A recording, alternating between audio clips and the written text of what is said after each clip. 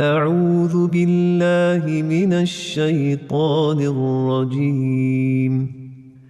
بسم الله الرحمن الرحيم. الحمد لله رب العالمين.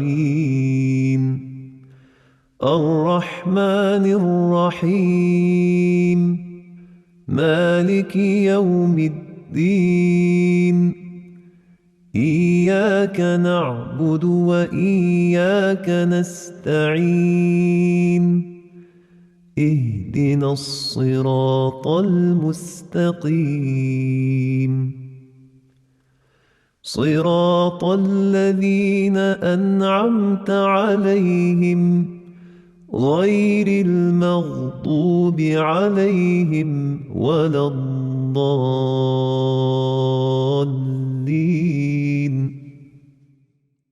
بسم الله الرحمن الرحيم. ربنا علمنا ما ينفعنا وانفعنا بما علمتنا وزدنا علما وصلي اللهم وسلم وبارك على سيدنا ونبينا محمد. Today's discussion is Hajj. We're going to speak about these things and much more. The meaning of Hajj, why Hajj, we'll define Shirk, and we'll be remembering our primordial Shahaadah. We're going to talk about the Talbiyah, which is an inward journey, and we're going to talk about Taqwa, which is the best provision. Some of you might think that I'll be repeating most of what you already know, but as usual, you will find, inshallah, new research, new surprises, bi'iznillah. So nobody will get bored, inshallah. So we're going to talk about that. We're going to talk about Arafat. This is something you haven't heard before, most of you. And then we'll talk about Taqwa and Udwan and seeking the blessings of Hajj with the concluding prayer. We're going to talk about the linguistic definition of Hajj. So what is the meaning? Of course, everything is in a root verb, as you know, in Arabic. So the root verb is hajja, which means to intend. Al-qasd, wa kullu qasdin hajj. Every intention is called a hajj. It's about intending, aiming, and having purpose. Qasd is the purpose, where you are intending to go, what you are intending to do. Now, it's interesting to find out that the mahajja is an avenue, and that the hujjah is a contention or a line of reasoning with purpose. And we have that in the Quran several times. قُلْ أَتُحَاجُّونَنَا فِي اللَّهِ وَهُوَ رَبُّنَا وَرَبُّكُمْ. So that's the linguistic definition. And that is one of the connotations of the word hajja yahujju. Another one, which I just wanted to mention for those of you who are Arabs and you know Arabic, it's very interesting because an old lady or an old man or somebody who is on a camel, the way the camel walks, it's not comfortable at all.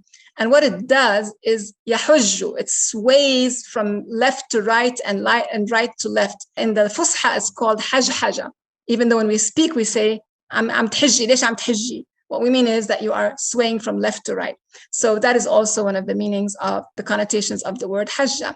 And then we have, of course, al-hijja, which means a year. And those of you who read Quran, you will notice that if you remember the story of Musa, when he met that lovely girl and she took him to her father, the father said, I want to give you in marriage one of my 2 daughters, as long as you would give me 8 years.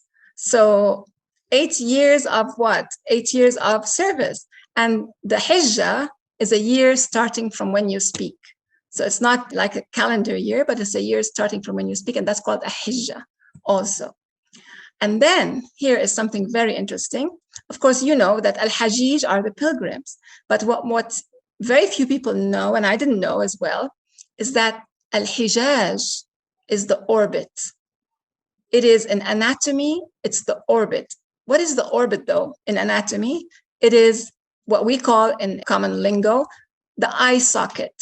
So that orbit, that safe place in which your eye is, it is called al-hijaj in Arabic.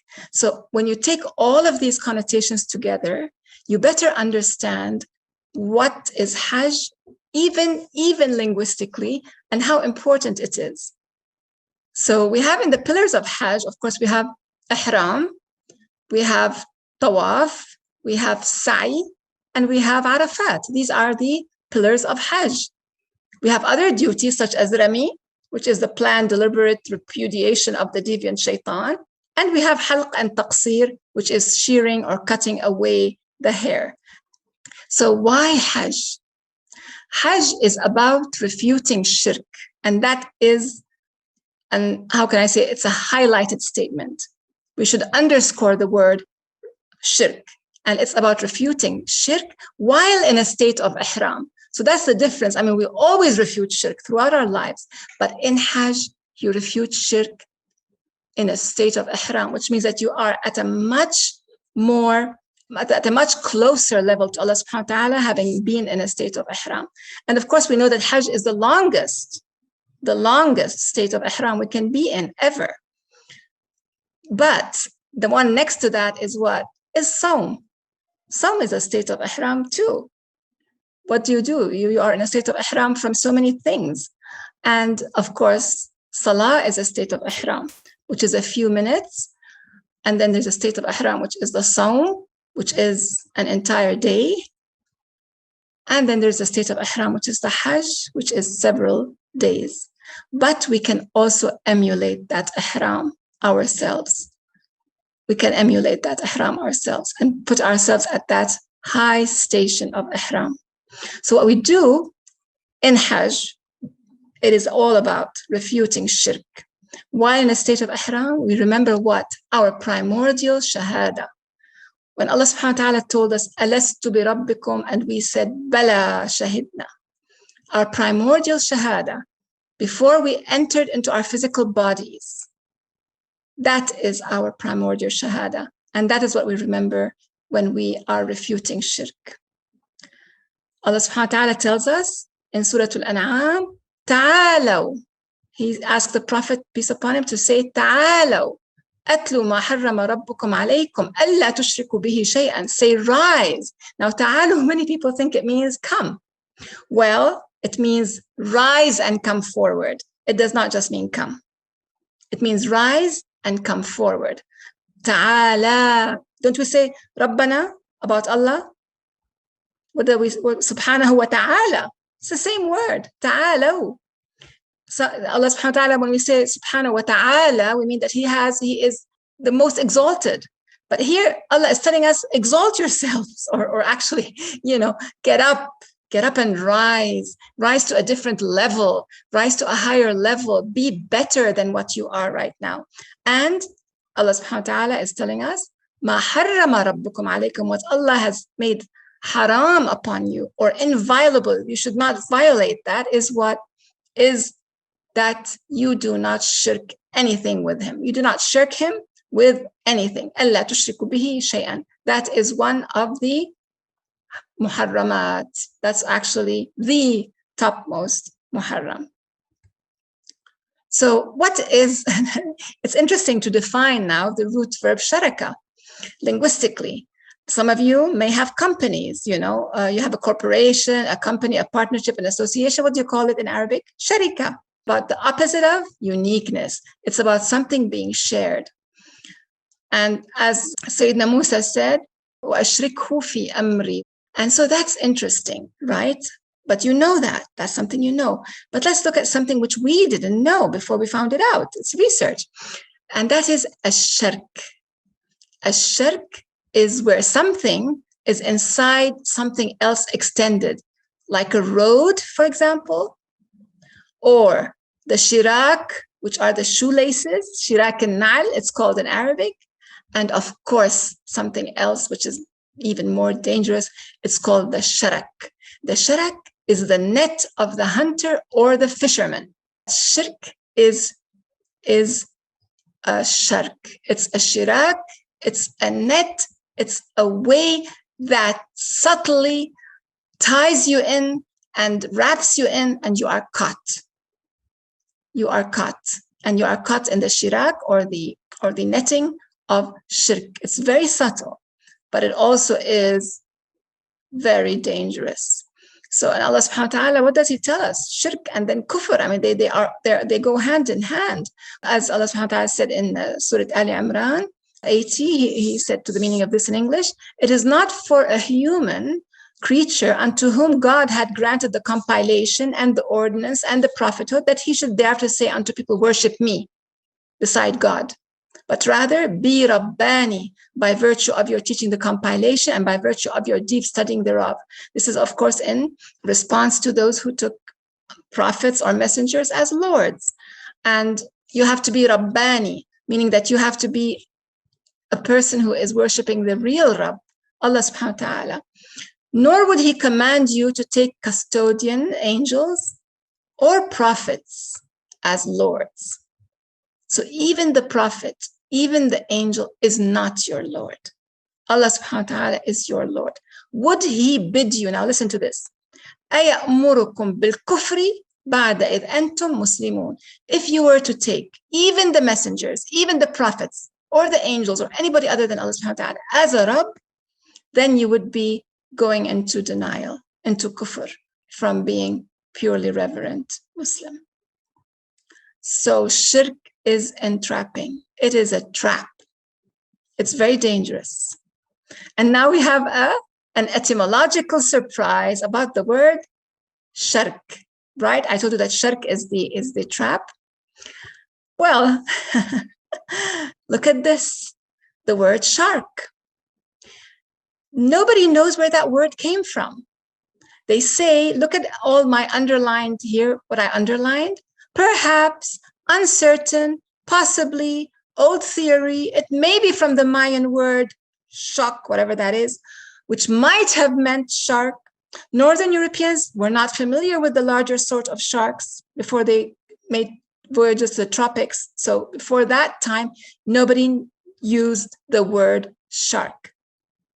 An earlier English name for it was tiburon or tiburon, whatever that, how you pronounce that. But actually, I am certain that it came from the Arabic shirk. So when Luqman spoke to his son in that beautiful surah Luqman, we have him advising. What did he say? He said, Inna shirka la dhulmun azim. Shirk, shirking with God, is indeed a great wrongdoing. And the word dhulm is not just about doing something wrong, it is doing something hurtful and wrong. So there's somebody who's going to be madloom, somebody who's going to be hurt and wronged. And usually if somebody is doing shirk, that person is oneself. Oneself is grievously wronged by shirk. In fiqh terminology, ascribing an equal or partner to God in his being Lord Sustainer is called rububiyyah, shirk al-rububiyyah. And in his being soul, divinity, is called shirk al-uluhiyyah.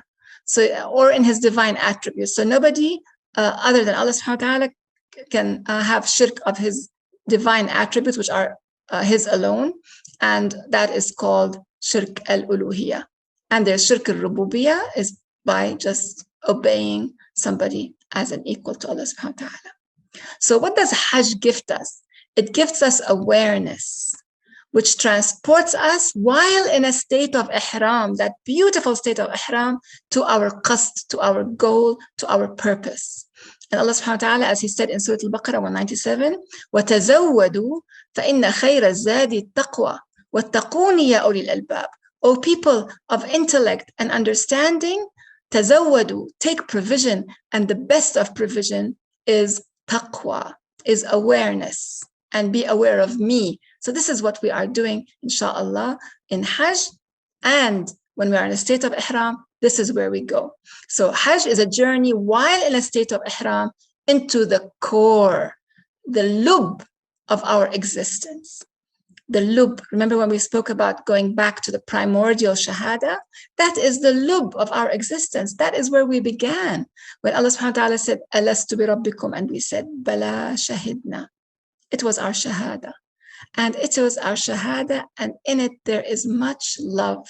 We were created out of love, and we are perpetually in love and in need of that love. And if we don't act towards that love as our purpose, we will always have a hole in our heart, which we try to fill with something else. So it's very interesting when we remember the seerah, and we remember that the Kaaba, Mecca, it was the Qibla of Prophet Muhammad's heart, peace upon him. Although he was in the beginning praying towards Jerusalem, as we know, his Qibla of the heart was the Kaaba.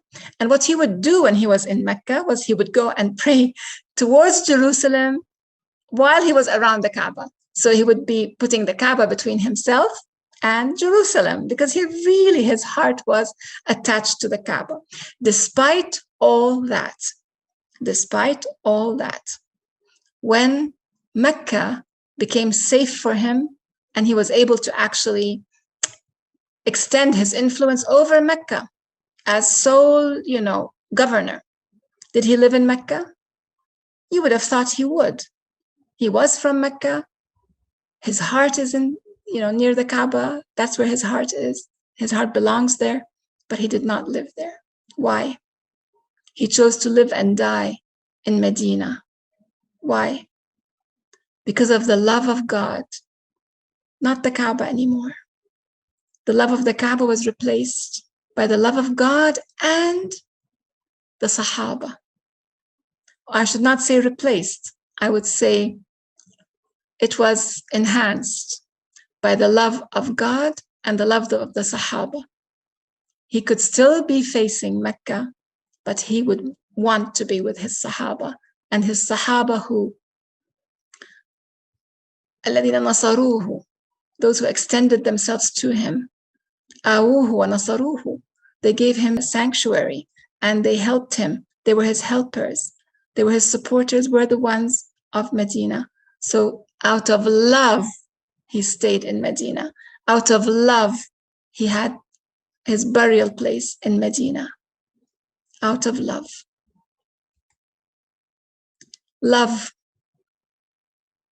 In Arabic, it is labba. Lab and lub, as we said, means the core, the heart of something.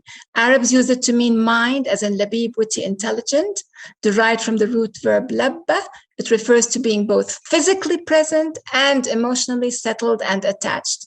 In other words, present, dedicated, and committed. So when we say labbaik Allahumma labbaik, what do we mean? We mean, here I am, fully present, lovingly devoted, and steadfastly committed to you, labbaik Allahumma labbaik, to the depth of my lub labbaik, to the depth of my lub labbaik. That's the meaning of labbaik. Labbaik Rabb, يعني إني محب ومقيم وملازم إلى اللب. So, labbaik Allahumma labbaik, labbaik la sharika laka labbaik. Labbaik, here I am, fully present, lovingly devoted, and steadfastly committed to you. There's no partner, la sharik, no associate, no comparison, nobody in any way that can compare to you. Labbaik. Inna al-hamda wal-ni'mata laka wal-mulk la sharika lak. Indeed, all the praiseworthiness and the favor, the ni'mah, is yours, and the sovereignty is yours. There is no partner, no one like unto you. So some of you already know that the English etymology on love goes back to, again, the Proto-Germanic lubo, the Old German lub, which is now Liebe, and the Proto-Indo-European lib, which is lebba. And that's the origin of the word love. Proto-Indo-European means it does not exist in reality, but people, they surmise, they just put together or place together a possible origin of the word, and they said it seems to be Proto-Indo-European, and because it was pronounced lab in the beginning. However, it is Arabic. It is Arabi. How about Arafat? Now Al-Hajj, Arafah, we know that. Hajj is Arafah. That's the hadith, Al-Hajj Arafah. And Allah subhanahu wa ta'ala says in this ayah, that in Surah Al-Baqarah 198, what? فَإِذَا أَفَضْتُم مِّنْ عَرَفَاتٍ. Then he mentions the word Arafat. فاذكروا الله عند المشعر الحرام, and remember Allah subhanahu wa ta'ala wherever you are at those inviolable positions, and remember him as he is the one who guided you before which you were astray. And what did Allah subhanahu wa ta'ala say in Surah Al-Hujurat?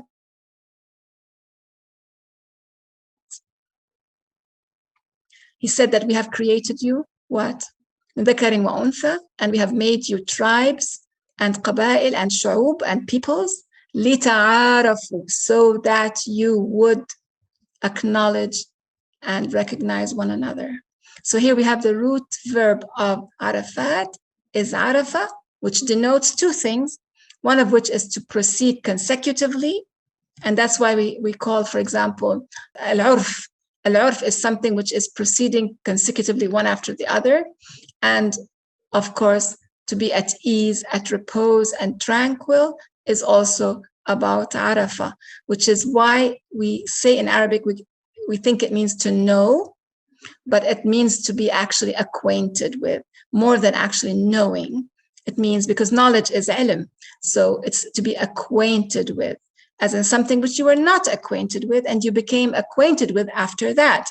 So you are at ease because you're acquainted with it. You are tranquil because you already know about it. You're acquainted with it and you acknowledge it and you recognize it, which is why for you Arabs, please, if anybody tells you, Allah bi'arif, you have to say no.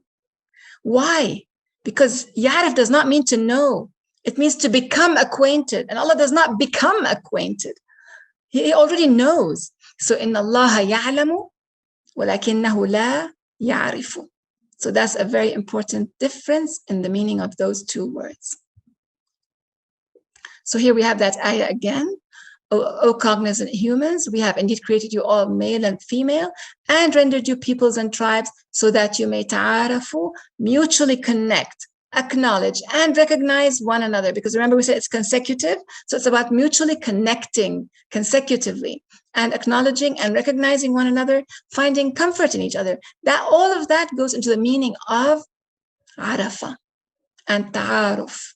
Indeed, the most akram, which is the most beneficent and forgivingly generous amongst you, as pertains to God, is indeed the most aware. So what's the meaning of karam and kareem and akram? Because as the lexicon tells us, you cannot be kareem, you cannot be generous without being forgiving, because you are generous in your forgiveness before you are generous in anything else. So this is why also Arafat has been called Arafat. It's a place where Allah subhanahu wa ta'ala made it a place where once in a lifetime, at least, there should be a gathering of faithful from all around the world for ta'aruf. It's a retreat once in a lifetime at least, and usually when you're young, not when you're old, because you should be able to undergo the trials of that trip. So when you're young, you would go to Hajj and you would get to know people from all around the world, and you would create a network of like-minded and wonderful spiritual friends all over the world. And that's how Allah subhanahu wa ta'ala wants us to behave. So about the ihram, one of its very important restrictions is udwan. You're not supposed to have any udwan when you're in a state of ihram. Ihram thrusts away udwan. How do you thrust it away? With taqwa, right? With taqwa. So udwan is shaitan's modus operandi. He operates with udwan. And we say, A'udhu billahi minash shaitanir rajim. I seek refuge in Allah subhanahu wa ta'ala from the banished outcast, the deviant transgressor. Stoning is symbolic of our inner repudiation, and it's also a commemorative act. So it is both symbolic of our inner repudiation of shaitan, and it is also a commemorative act. We commemorate what? Hajar and Ibrahim, when the shaitan was telling them whatever he was telling them at that time, especially Ibrahim, if you remember, he was telling him not to sacrifice his son. And when he could not get Ibrahim to listen, he went to Hajar and told her, how can you let him sacrifice your son? So it's actually, the stoning is symbolic of that story. And when we do the stoning, we remember that story, but also we are, in our innermost core, we are repudiating Shaitan and his guile. We will not listen to Shaitan. All living things have an electromagnetic field. And that's why we feel great when we're with somebody who we trust, or somebody who gives us good vibes, somebody who gives us love in return. We have a beautiful feeling. And the same way when we are with somebody who gives us negative vibes, because as they say, if you change the electric field, you change how the atom behaves. And the heart produces the strongest electrical and magnetic fields. So that's why لِتَعَارَفُوا. That's why we are supposed to go to Arafat, where we ta'arafu, where we get to know one another and get to feel acquainted and feel a certain camaraderie with each other. And also, what do we do there? We should have absolutely no obscenity, no desertion of our higher goals, fusuq, whatever Allah subhanahu wa ta'ala has told us. If we do not obey, it is fisq. And no dispute in Hajj, no dispute in Hajj, no anger, no losing your temper. So it's quite a what? It's quite an exercise. Hajj is quite an exercise. And we can do that because it will ruin your ihram. I mean, because your ihram is from so many things. And one of them is obscenity, desertion, and dispute. So you don't want to ruin your ihram. Hajj is a temporary, humble existence, right? Hajj is a temporary, humble existence where we live in tents for a short while, where we try to be humble, even if nowadays you get to visit those luxury hotels. I mean, alhamdulillah, it's part of some people's Hajj, but anyway, Hajj is what? Difficult, in spite of being able, if you're lucky enough to stay at a luxury place or a luxury tent or a luxury whatever. Hajj still is not so easy. So that's why it's better that you go there when you are young. I advise people to go there when they're young. I went in my 20s. And when I came back, I was telling everybody, please go there when you're young. Don't wait. So it's a temporary, humble existence in Hajj. So what is there?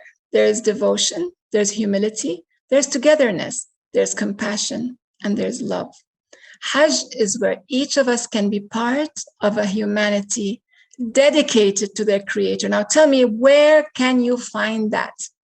Where we live in different places, and all around us are people whom we have not, number one, we have not chosen. All around us, very, very rare that you would be living in a place where you have chosen everybody around you. And then they don't have the same goal, at least the immediate goal. They don't have the same goal. That is why when you go on a retreat or you go somewhere where people are meeting for a special purpose, that's why it's so enjoyable, because there you will find everybody there for that goal. And that's why, I mean, I would go to any retreat I can bi'iznillah, because it's such a beautiful experience. And you get to meet people from all around the world, and you get to ta'arafu. And sadly, these days, when people go to Hajj, they don't make that effort. It should not be like that.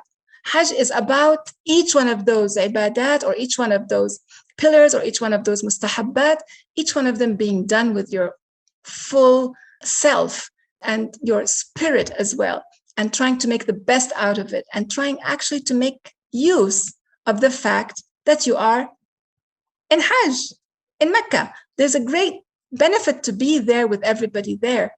There's a great benefit of that. And that's what we should be doing when we go to Hajj. It is nata'araf, which is why I think there should be daily conferences and daily meetings where people share their business cards, share their phone numbers, share their location, invite each other. That's the way, wallahu a'lam, that Arafat will be Arafat. So Hajj is where each of us can be part of a humanity dedicated to their creator. Suddenly you are there, you are part of that humanity where every single person is dedicated to Allah subhanahu wa ta'ala. What is that? That is literally a taste of heaven. That is literally a taste of heaven. And those of you who've had already performed Hajj, if you are lucky, inshallah, spiritually, if you were able to ready yourself spiritually, you will find that you did taste heaven there. Even if it was just on Arafah, even if it was just while doing the Tawaaf, even if it was just by doing the Sa'i, even if it was upon your return, you were leaving the Kaaba and you were doing your Tawaaf of Wada' and you were saying goodbye to the Kaaba, and you should not turn your back to the Kaaba, and you're going back and back and back while you're still facing the Kaaba, just walking back because you cannot let your eyes leave the Kaaba. You love it so much, you feel attached to it so much, and you're going back, walking backward while you're facing the Kaaba. You cannot let it go. Maybe then it hits you that this was literally a taste of heaven. So inshallah, those of you who are going this year, remember that you are going to get a taste of heaven, but be prepared. Whatever you see that you don't like, just say what the Prophet used to say, رَبِّ اغْفِرْ لِقَوْمِي فَإِنَّهُمْ لَا يَعْلَمُونَ. My Lord, forgive my people, they do not know. It's ignorance. Whatever you see that you do not like, it's ignorance. If you prepared yourself to forgive them just because they're ignorant, your Hajj would taste differently. Hajj is literally a taste of heaven. So we seek the blessings of Hajj at home. This is what we're doing today. We're trying to seek the blessings of Hajj at home. Of course, we do fast those 10 days if we are in town and we're able to. And inshallah, mainly if we're not able to fast all of them, we would fast the day of Arafah, right? We fast the day of Arafah. That's the day when the Hajj will be finishing their Hajj, will be ending their Hajj. By Maghrib, they will be leaving Arafat. And it was beautiful when I was leaving Arafat. And let's seek the blessings of Hajj at home if we can. Our ibadah is a semblance of Hajj. Let us think about it. How much awareness is in our ihram? We should be in a state of semi-ihram our whole lives. Our whole life should be a state of semi-ihram, because everything is halal except for some things which are haram. So whatever is haram, we don't do, right? And of course, these days, you find a lot of haram around you. So when you don't do the haram, or you don't look at the haram, or you don't engage in haram, you keep your tongue from haram, your eyes from haram, your body from haram, you are in a state of ihram. It's a kind of semi-ihram, not the one at Hajj, but it's a state of semi-ihram. Think of it like that. So think of what is your sight and your insight literally focused on. Where is your tawaf? Of course, not around the Kaaba, but we do tawaf all around whatever is important to us in life. So what is your tawaf around? What is most important to you in life, in your daily life, at home, away from Mecca? Where is your tawaf? Towards what purpose is your sa'i? Because everybody does sa'i. Our sa'i is our exertion of our effort. Towards what purpose is our daily sa'i, which shall be compiled for us, or actually is compiled for us? And much of what we've done has already gone to Allah subhanahu wa ta'ala, and it's already what? Recorded. So can we change that? Yes, we can. We can refocus ourselves. We can watch where our tawaf is. What are we doing the tawaf around? What is our mind doing the tawaf around? What is our body doing the tawaf around? and in what purpose is our sa'i. Our shahada negates the shirk, and we do the shahada every day, all the time. With our shahada, we rise and we advance towards Allah subhanahu wa ta'ala, joining the ranks of ulul ilm. Ulul ilm, those of knowledge, and we join the ranks of the custodian angels, the custodians as well. شهد الله أنه لا إله إلا هو والملائكة وأولو العلم قائما بالقسط لا إله إلا هو العزيز الحكيم. So when we do that, when we do the shahada, that la ilaha illahu, la ilaha illallah, who else is doing the shahada? The malaika.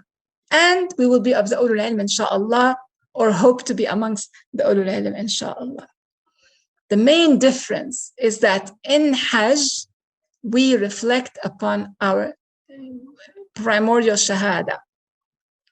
I mean, we are not in Hajj, but those who are in Hajj, or if we were in Hajj, we would be reflecting upon our primordial shahada, alastu bi rabbikum qalu bala, in similar setting. The setting would be very similar to our primordial shahada. Our primordial shahada was when Allah subhanahu wa ta'ala took us all together and ashhadana. And Hajj is when we are all together doing this Tawaaf and sa'i and Arafat and shahada. It's so close in physical feeling to our primordial shahada. As I said, it's the state most resemblant of Jannah in life. Daily resisting udwan gains us awareness, which transports us to our qasd, our goal, our purpose. وتزودوا فإن خير الزاد التقوى واتقون يا أولي الألباب. Taqwa is something we should have every moment of our lives. Worship is a prescription for taqwa. The Sirat al-Mustaqim, following it, is a prescription for taqwa. Fasting is كتب عليكم الصيام لعلكم تتقون, is a prescription for taqwa. Ibadah itself, أعبدوا ربكم, worshipping our Lord Sustainer who created us and those before us, لعلكم تتقون, is a prescription for taqwa. You alone do we worship. Togetherness is about taqwa, because what is taqwa for? Taqwa is awareness so that we would not do adwan, which means that we are supposed to be in a community. We are supposed to be together with each other. We're not supposed to be alone. Our ibadah is not something we do alone, except in the wee hours of the night. Hajj may be an inward journey into one's lub, one's core, going to Hajj. But at home, by negating shirk, by talbiyah, labbaik Allahumma labbaik, labbaik la sharika laka labbaik, every day we too can journey into the primordial core, the lub of our existence. By ta'aruf, we stay connected and acknowledging of one another. لِتَعَارَفُوا إِنَّ أَكْرَمَكُمْ عِنْدَ اللَّهِ أَتْقَاكُمْ. So we do the ta'aruf, and we be most beneficent and forgivingly generous. Remember to do both, and you would be almost on Arafat. Hajj reminds us. Look at those Hajj tents. Hajj reminds us, even by looking at the TV, even by listening to labbaik Allahumma labbaik from the Hujjaj, even by seeing them in Arafat and in Mina, Hajj reminds us of the humiliating existence of others. Not just the humble people in Hajj, but the humiliated people, the refugees living in tents. We should not forget the poor. So also, especially the Saeed, we shall be, or we should be, helping the poor, giving them up whatever we have, the finances that we can slaughter, animals to feed them, because these days everything is so expensive and people are not even eating. May Allah forgive us. Life itself is what? Is tasbih. So by tasbih, it is a kind of tawaf, right? Constant motion in unwilling and willing devotion. So life in itself, just by being alive, we are performing tasbih, whether we want to or not. But if we are aware, we would be performing tasbih, which is willing devotion, motion in devotion. Hajj is the experience of a lifetime. Hajj is a physical, mental, and spiritual journey to a place of humility and love for all humanity. It is a utopia on earth where representatives of our entire humanity can meet on a leveled common plane. This is something which has not been spoken about enough. What Hajj is. It is for representatives of our entire humanity to meet on a leveled common plane. بسم الله الرحمن الرحيم آمن الرسول بما أنزل إليه من ربه والمؤمنون كل آمن بالله وملائكته وكتبه ورسله لا نفرق بين أحد من رسله وقالوا سمعنا وأطعنا غفرانك ربنا وإليك المصير لا يكلف الله نفسا إلا وسعها لها ما كسبت وعليها ما اكتسبت ربنا لا تؤاخذنا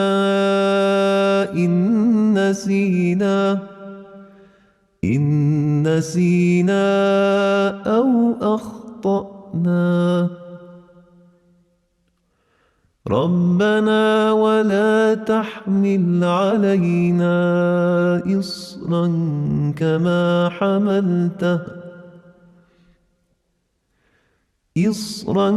كما حملته على الذين من قبلنا